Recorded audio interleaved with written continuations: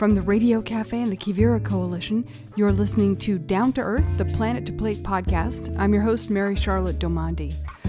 On today's show, we're going to be talking about how one family runs multiple businesses on a family ranch and manages to maintain harmonious relations and get things done. That's right after these brief announcements. This program is sponsored by the Agrarian Trust. Agrarian Trust is charting a new path forward for the land trust movement. They're advancing an innovative and robust model of land ownership in which agrarianism, social and environmental justice, community well-being, and the earth itself are all seen as fundamentally intertwined. They're doing this by helping regenerative farmers and ranchers to secure long-term, affordable leases. That helps to strengthen local food systems and to transform community relationships to the land across the country. Visit agrariantrust.org to learn more. This program is sponsored by the Greenhorns.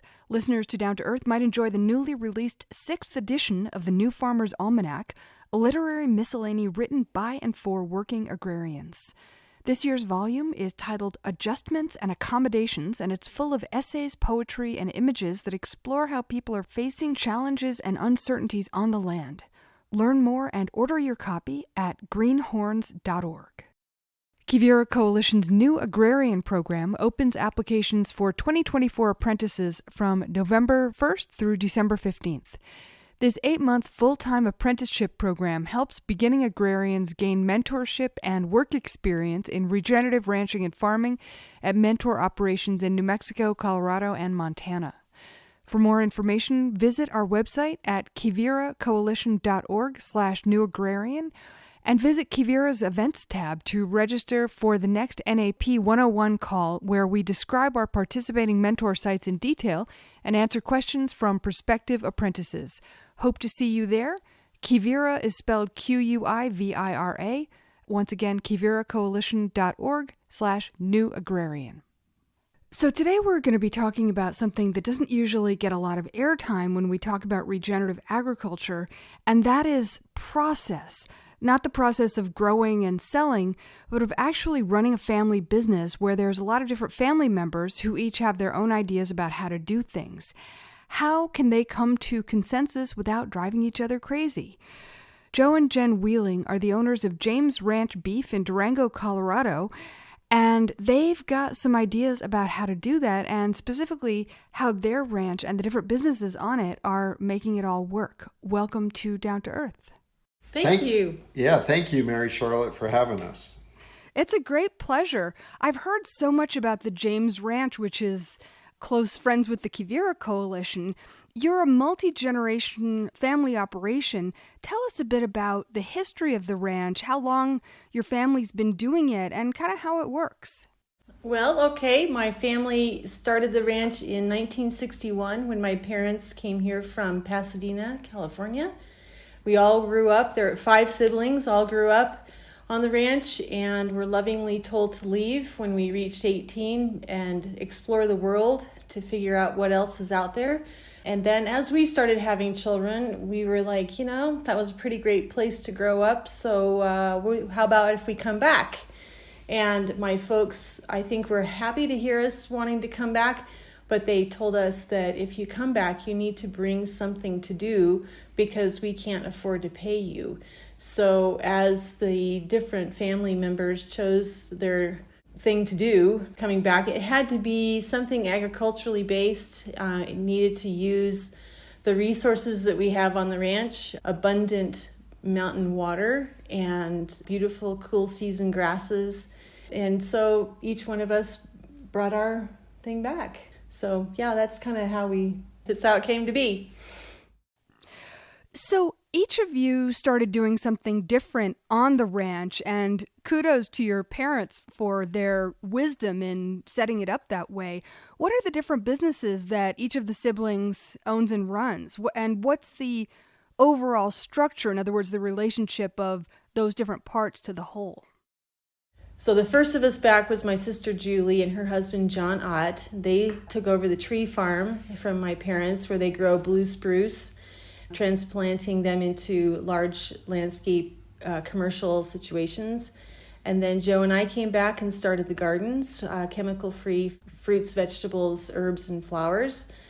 Then Dan and Becca James came back and started the James Ranch artisanal cheeses and raw milk dairy. And so they were next. And then Cynthia and Robert Stewart came back and decided that they wanted to put all of that good food into a restaurant situation that is on the ranch. That's the Groud. I mean, it's kind of amazing that you all found your niche that was complementary and non-overlapping. Yeah, you're right. It's kind of amazing, but we did. And each one of those businesses is separately owned by those folks. And then the siblings own the ranch as a whole, the land. And so we have a structure where we rent from the whole, each one of these businesses does. And so what's interesting is, we really don't know what one another makes in terms of profit or, and we don't get into the day-to-day of those individual businesses. But at the umbrella level, we are all in it and we're all in it together. And so that's the sort of interesting relationship. You've got these separate businesses that are all under, as you say, one umbrella, which is the partnership of the ranch. And I mean, when we were talking the other day, you kind of compared it to a town where the people living in, in their homes make their decisions about their lives, but then there's a town council to deal with the common issues in a town that might be water and sidewalks and roads and so on and so on.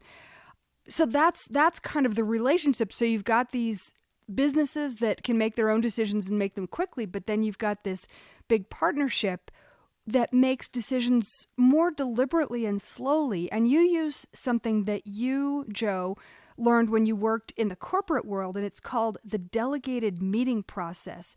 Tell us what that is and how it works.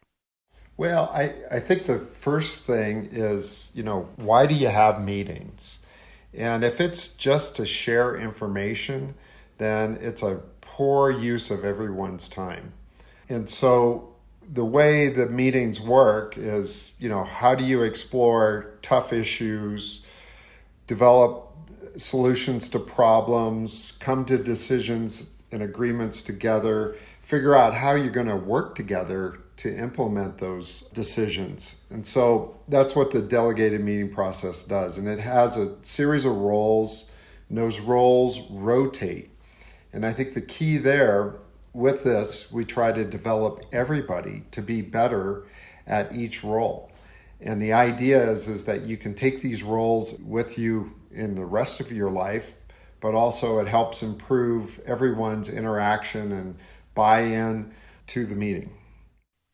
One of the things that you just said that I think is really important is that meetings aren't about sharing information. You do that beforehand. How does that work? Yeah, so there's a moderator, and again, the moderator rotates. So the moderator, a couple weeks before the meeting, asks for agenda topics, and they ask everyone for agenda topics. So it's not just certain people that have time on the meeting, as is typically the case, but whoever has a topic that they want a decision on or a discussion around, trying to solve that bigger issue, can put forth a meeting topic. And with that, they have, I'm going to need so much time. Here's the decision I'm going to need to make or needs to be made. And the moderator will request that they put together all their information. So if they have research or whatever, they put together kind of an executive summary, and that goes out with the agenda, which goes out 2 or 3 days before the meeting. So everyone has a chance to review that and is on the same page in terms of the information. And nobody's blindsided by some new thing in a meeting that they're not prepared for.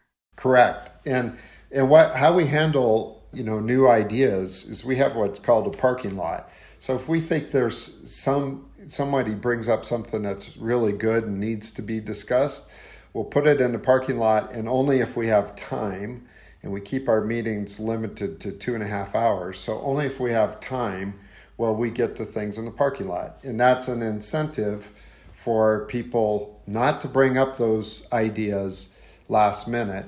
But at the same time, there are sometimes some topics that need to be discussed that were somehow missed or were part of the decisions that we were making. So these are meetings to decide big ranch business. First of all, how many times a year or how often do you meet, and how many members of the family are at those meetings? So we meet 3 times a year, usually a September between Christmas and New Year's, and then again in March, April area, just because summertime is just so very busy. And we make every effort to include as many people as possible, including if someone is out of who is not living on ranch anymore, we put them on the phone. So I would say of the 20 of us, we average 18 people there. So the 20 are your parents, and then the siblings, and then the siblings' kids. Is that how it works? So it's my dad. My mom passed a few years ago, but my dad, and then the siblings, their spouses, and all the grandchildren. So 3 generations will attend either physically present or via phone. One of the things that you've done, which I find really fascinating and a little scary, is, this corporate process, the delegated meeting process, has a final decision maker, but you've chosen not to do that. You do everything by consensus. How did that get decided, and how does that work? Well, I think when we first brought it up, we were already using holistic management, and one of our goals was to have consensus be the primary form of decision making. And that was a big part of what the siblings and their spouses bought into when they came back. So we clearly needed to be able to execute on that. So we took the decision maker out of the equation. And I think what it does is it puts a lot of power both in the individuals, but as the collective whole. And, clearly if we had someone who was just a contrarian, that would be a problem, but we don't, and we've been able to work towards consensus. And the times where we couldn't reach consensus, we always agree as to what's the next step towards reaching consensus. And those times we've been more thoughtful in our decisions and have actually made better decisions or at a better time. The different roles that people take, there's not a decision maker. The whole group together is a decision maker, but there's, as you said, the moderator, and you described that. There's also the decision driver, which you can explain what that is, a scribe. I think that's probably self-evident. They write the stuff down. A pacer and a coach. So what do those roles do? And you rotate them. So yeah. one time somebody has somebody else. So people are skill building. But what do those different roles, what did those folks do? Well, so I'm going to talk a little bit more about the moderator, because not only do they put together the agenda, and as they put together the agenda, they think of the flow. So you start with something easy, you get into the harder topics, and you end with something that's easier. And they're there to facilitate the meeting. So they're learning facilitation skills. Then you have a decision driver, and their role is to listen for consensus. And so people will start nodding their heads and people will chime in saying the same thing. The decision driver stops the meeting and says, I think we have a decision here. And then they restate what they think the decision is and see if there's consensus. And that eliminates just a lot of people chatting back and forth saying the same things. Right. It moves it on to the next decision if there is one, like who's going to do this? When are we going to do that? All of those more layered decisions that are really important if you're going to execute on anything. The drummer or the pacer, think of it as the drummer. I mean, they basically are the timekeeper and they set that pace. And so a really, really good pacer dissects the time and gives updates, interrupts, and says we're 15 minutes in, 30 minutes to go or whatever. And they can speed the meeting up, they can slow it down, or not the meeting, but that topic area.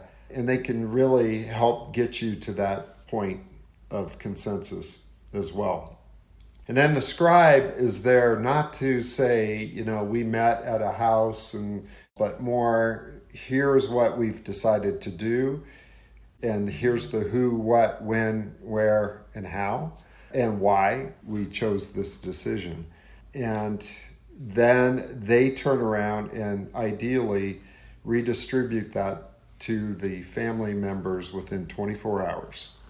And then lastly, the coach. And the coach is something that I think in many families could be a really, really valuable role, because they have 5-minute monologue at the end, and they're there to give feedback on the meeting as a whole, as well as individual participation.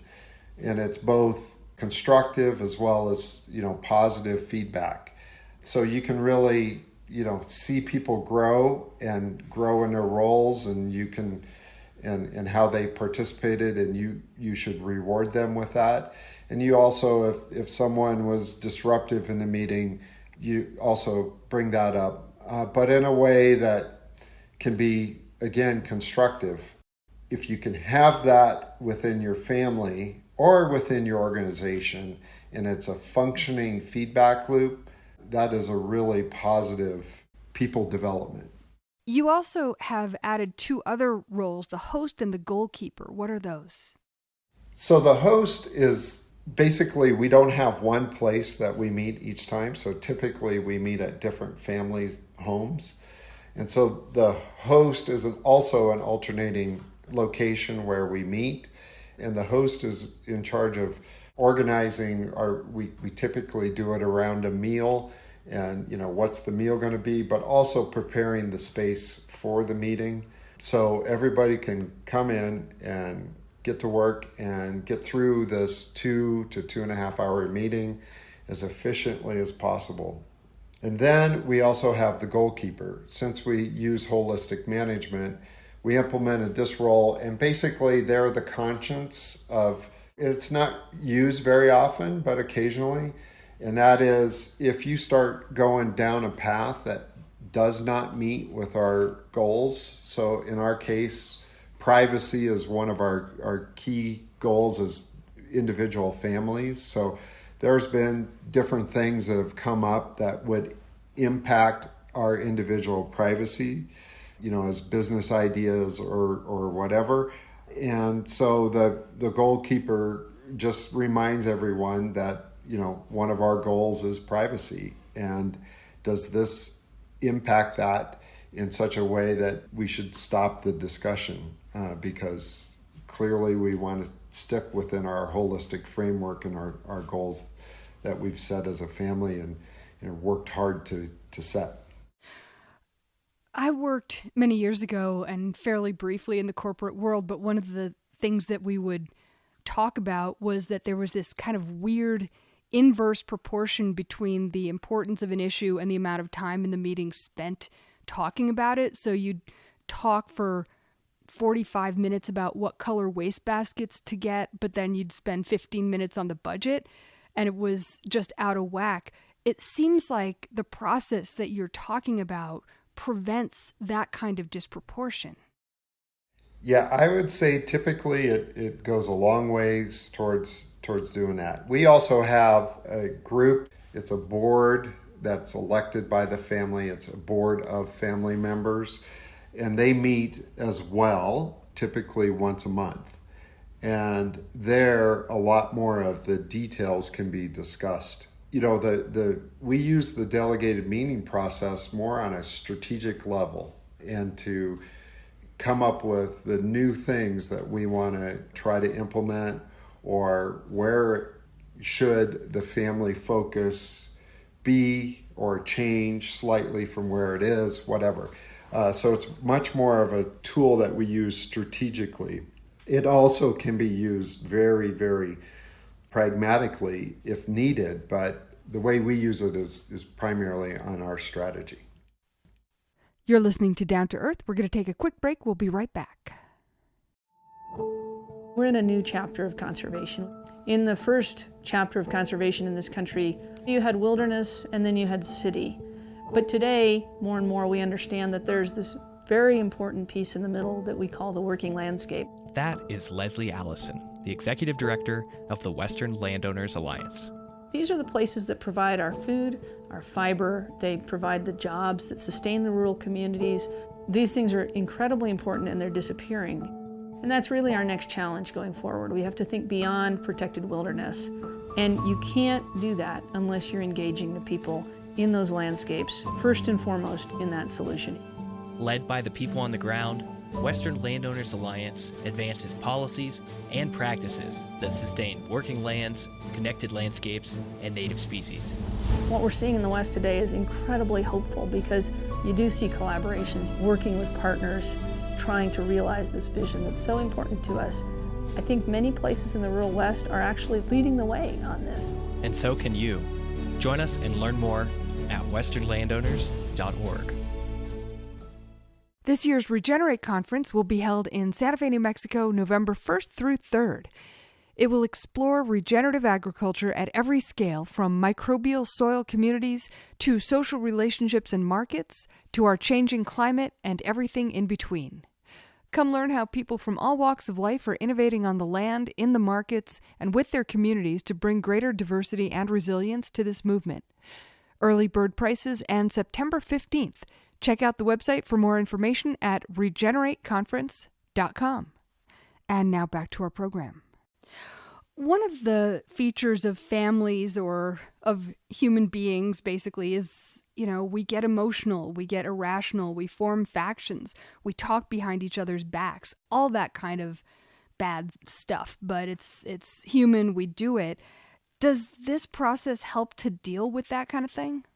Well, I think it does because everybody is encouraged to speak up, and a really good moderator actually gets people who are holding, back in a corner, either too shy or don't want to talk or, whatever, brings that out. And everybody has their opportunity. So, and because it's rotating roles, they too are going to be in those same positions. So they can't pick on, Jen's the moderator and she wouldn't want to hear from me anyway. That can be immediately dispelled if people start talking behind other people's backs. So I'm not here to say it never happens, but I think it has really limited it. I don't know, Jenn, what's your thoughts on that? Well, I think it's important that we say that we too, as a family, have a lot of those same challenges. And as we have started working more from a position of business and that we are responsible for the future of our ranch, that we have to work really hard to let go of sibling rivalry and our bag of rocks that we've hauled around since we were kids and, things like that. And it's an ongoing process, and each of us is working at our own pace to try to get better at doing this. But by having the delegated meeting process give us structure, that we all have a role and we all have to, that we're all driving for the same thing, we do a pretty good job of not eliminating, but at least mitigating those challenges. I think we are pretty efficient in how we discuss things. And again, if something goes awry, that's what the coach does and comes right out and says, we have to be better at this part, and so it's good to hear it from not just perhaps the people that were involved in maybe there was a back and forth or something like that. You have another person coming in and saying, that made everybody uncomfortable. And we need to work toward not having that happen, So I think it's good. It must also make a big difference that you're all dedicated to, the regenerative principles, the non-commodity agriculture, the way you are farming. You're kind of on the same page at right out of the starting gate. Yeah, and I think because we've made, in Joe's and my case, we've been here 25 years. We've made the commitment.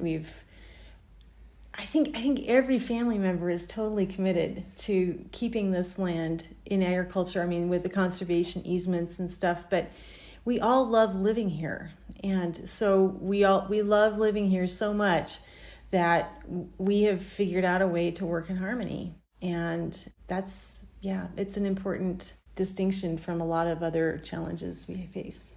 Yeah, I think we've had various family members be extremely frustrated at different points, but we still have a commitment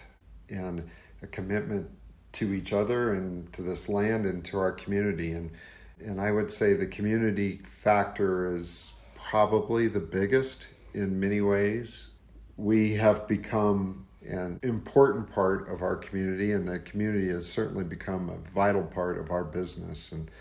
And that sense of that community, I think, keeps us together. Do you have any other, for lack of a better word, rituals that, in addition to these meetings that we're talking about, but things where you get to really just sort of regularly enjoy each other's company? I would think that would be a piece of making this sort of co-business structure work. Well, I think that one of the things that we do is mostly we do it in the spring. Sometimes twice a year. April, May, and maybe toward November, December when the pressure is off, is a family work days where we identify that if we all tackle this problem or this event together, it will get done faster. Many hands make light work thing. So there are times where we have those individuals who are really good at operating heavy equipment, and we have those individuals who are more comfortable using hand tools, and we build fences and make enclosures around wetlands that we don't want the cattle to mess up. Or recently we all got together and planted a memorial garden to our mom, and we spent the day and we ate lunch together and we laughed and hee-hawed and carried on, but we got the job done. So I think it is important that we find a way to do different projects that benefit all of us and are a little less rigid in what we're doing. And we do spend, 2 or 3 holidays a year, maybe more. So we're all together, and there'll be birthdays that we'll celebrate together or whatever. So I think, we see each other in different lights. We don't vacation together or anything like that. And I think what is interesting is the third generation actually has some really good relationships with one another. And I see them, different ones of them all the time, having a barbecue or whatever. Game night, So it's kind of fun. Do the younger generation find this whole process comes more naturally? I imagine that there are some of them who've grown up with it since they were small kids. All of them have grown up in it, and it is such an easy thing for them, between understanding holistic management and applying the goals and the different aspects of that. And then, it's just easy. They totally know what's going on. They understand what they have to do to get an item on the agenda. It's really something to watch the third generation work. It's very satisfying to watch them stepping up. What's the most difficult decision you've ever had to make, and how did this process hold up and support that?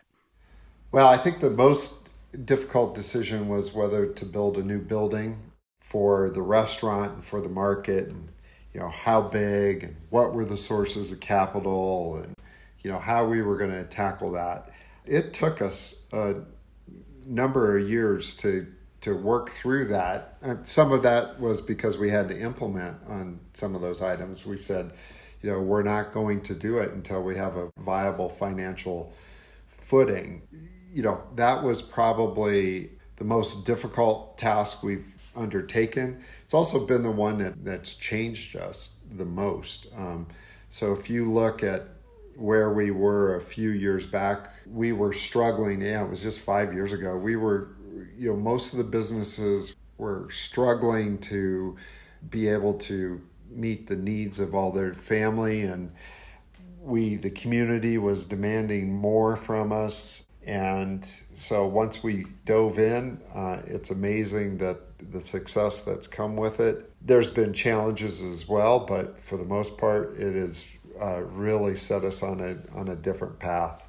And I think that's gratifying, and it also means that now we can have even more long-term discussions about where we go and how we utilize our resources collectively and individually within the businesses to keep growing and to keep relevant in our community. One of the things I was thinking about is, there's a lot of wisdom in the independence of the separate businesses and the privacy that you mentioned before, which seems like that is the other side of the coin when you talk about, how you work together as a family, but then you also work very separately. Do you have a plan, or have you considered what happens if one of the businesses, for whatever reason, whether it be act of God or whatever, becomes unviable, whether you would bail that person out or what you would do? Well, that's a really good question. We have just started our discussion about succession, and we've been through some different succession already with the passing of Jenn's mom. That's already led to some of these discussions and thoughts, and also the passing of John Ott. So I think that, yes, it's on our minds. It's also what it's done to us is we realize that we have to be even more clear. I know we sound like we're relative to most families. You're probably looking at us going, my gosh, you guys are so structured. But we're finding that we have to be even more clear to, how can a business be passed on either within the family or outside of the family? And what are the benefits that do or don't go with the business? And it's forced us to really look at some things and say, wow, when we work together, we get a lot of benefits from one another. And the whole is, it works. It works because we are all working together. So I think there's a level of gratitude that actually is coming through that process. That said, we're at that age where we have to be serious about that next, what are the next steps and how are they all going to work? So we've drafted leases. We've just done things to where we've tried to make things as clear as we possibly can and encourage each individual business to also have that succession plan. And then the other, to your question about bailing out a business, we are actively working on a fund to where we can help a family member start a business, but it also could be used to save a business. We are aware of those potential needs, and like I say, we have a plan to make that as an option, but hopefully one that's not needed. Very interesting. I read so many articles that talk about epidemics of loneliness and isolation and separation in the United States, and how do we deal with that? And it seems like you've got something going with this extended family business that really allows people to feel like they're all not only individuals, but part of a greater whole and living for something above and beyond just themselves. And that's an admirable model. Do you see other people in agriculture trying to do things like that? Well, that's a big question. I mean, I think we try our best to be the best we can be all the time. So that I think is really where we're at. If people want help or think that there's a potential, would we help as best we can? Yes, we would. But I think that each individual family has to answer those things for themselves. And the first thing I would say is first question I'd ask anybody is, what is your level of commitment? Because I think we've proven that level of commitment is what's needed to keep it all together. With a family level of commitment comes the need to also compromise and figure out how you are going to work together, because we don't have an autocratic system here. Yeah, I mean, it seems like so much of this is a giant ongoing exercise in letting go of ego and practicing tolerance and patience and just simply putting yourself in someone else's shoes. It is an ongoing effort, and we are all, I can honestly say, everyone is working to be better at doing all of those things. I think another thing, Mary Charlotte, is we live in a pretty unique place. Our ranch has 1.5 million people who drive by it every year. And so they look out across our beautiful green irrigated pastures at the big red cliffs across the way, and the idea that we allow them to come into our space, granted they're buying a hamburger and sitting out on a picnic table to enjoy that, I think it fosters a pretty unique relationship with not just, certainly with our locals, but with our tourists who come here just for a visit, and we get the nicest notes from people who are so appreciative of what we have allowed them into our world a little bit. And that just adds to the warmth and the good feeling that, after a hard day's work, you hear someone express their appreciation, it makes it all worth it. So I would hope that more rural communities would be able to have that. I guess it's gonna unfold with the future, but we are so very blessed. Do you have a sense of whether the next generation wants to stay on the ranch? Well, I think the jury's still out. I think there's some that definitely do, some that probably don't. But I guess my perspective is we're a big tent and we have doors at both ends. So if someone enters into this tent, but this is not the right place for them, they can leave, but they also can come back through. And, I think it's really important that we don't put timelines on things. People can come back after they've retired and make a significant impact for us in a positive way. So the people that are here are really, really important, and the people who are not here are really, really important. The way I look at it is we have investors, and those are all the family members, and we have employees, and those are those of us who are here, and they both need to be treated really well and communicated with.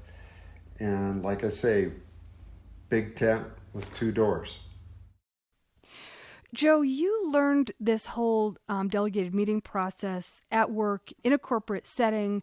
You all together have adapted it to work in a rural, family-based business setting. For people who might be listening and who, didn't learn this at work as you did, but they want to learn, how do they go about doing that? Is there a training course? Do you read a book? How does that work?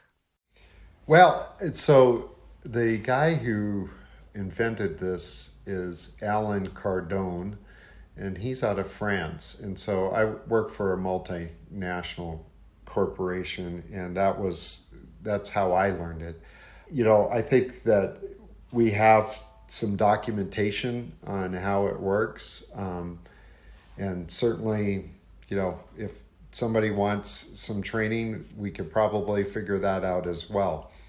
But I would say that, what is so great in a corporate setting where people are trying to get promoted or work their way into a different job or whatever, this really gives people the opportunity to see, how multi-skilled is the individual outside of their expertise. And it starts teaching management to the different people who are in that meeting. And I've seen it across, where people were all on similar levels with one boss. I've also seen it in a department where people were on different levels.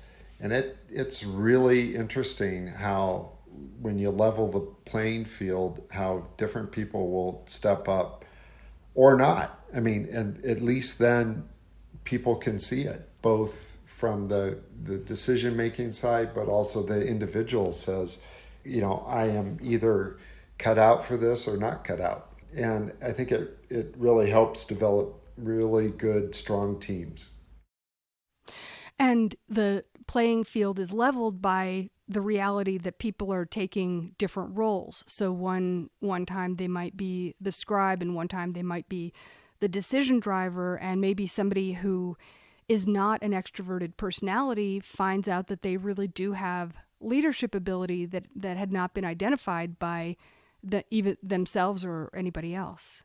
Yeah, I remember there was a lady who was our VP of training, and she was fantastic at that, decision driver accountability, and breaking it down. And we were in a situation where we had just been through a merger, and there were a lot of important things that had to happen. It was amazing when you get the right person in a role, but you never would have known if you hadn't have tried. So it can be really, really powerful. What was the most difficult thing for each of you to learn in this ongoing development of this meeting process? I think that probably the toughest thing, especially when you're coming from environments where you don't have this decision-making structure, for people to say, I'm going to be on the agenda, or I want to have this topic on the agenda, and I want to talk for 20 minutes, and I'm looking for this decision, and, things are going along, they're following it along, and then in the meeting, well, first of all, they don't do their backup, so you get a little surprised because they don't send you the email that has what they're looking for, because that's kind of a novel concept that you're not going to just spring it on everybody. And then when they get in the meeting, the rambling starts, and it just, there's just talking and helping people understand that we're making a decision in 20 minutes. So this is what you have to do to get us to make that decision for you. And I think that probably more than any other place within the delegated meeting process, as family members came back and had to learn our process, that was the toughest part. I think for me, it's the realization that the A teams are not always A players. It is putting together that team concept and making sure that you hear from everyone, because there can be a 12 or 15-year-old that has a really good point in what they sense or feel or think. And I think that is, really key to our point here, is that we're consensus driven. So that was new to me, and we're consensus driven, and we are here to listen to everyone's perspective and then try to collectively make the best decision. And I think to Jenn's point, then what that does is that people have got to check that ego at the door. not just at the door, but 2 weeks before, because they need to be able to expose themselves to the whole, because the whole needs to understand their perspective, or otherwise it could go down a completely different road. Or waste everybody's time, because nobody will be able to make a decision. So what will you be talking about at the Regenerate conference? Well, we're going to talk about really the human side of, using things like the delegated meeting process, how we went about recently. I mean, Jen, why don't you jump in here on the holistic goal? We're going to talk a little bit about how we redid that. Also, just how we use our governance as well.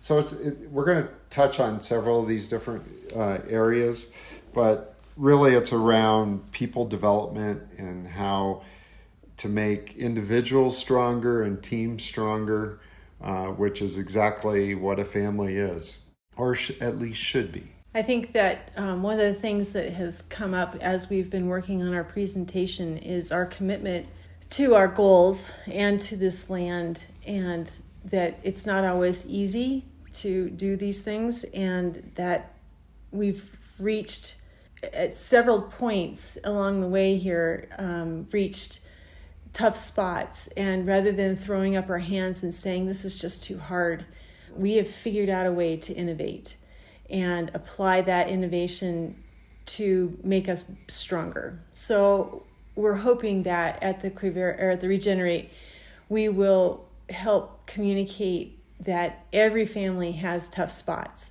and your commitment to what your future looks like, your goals and your development, to your community and everything, you will get through it, and you'll figure out different ways to keep things together.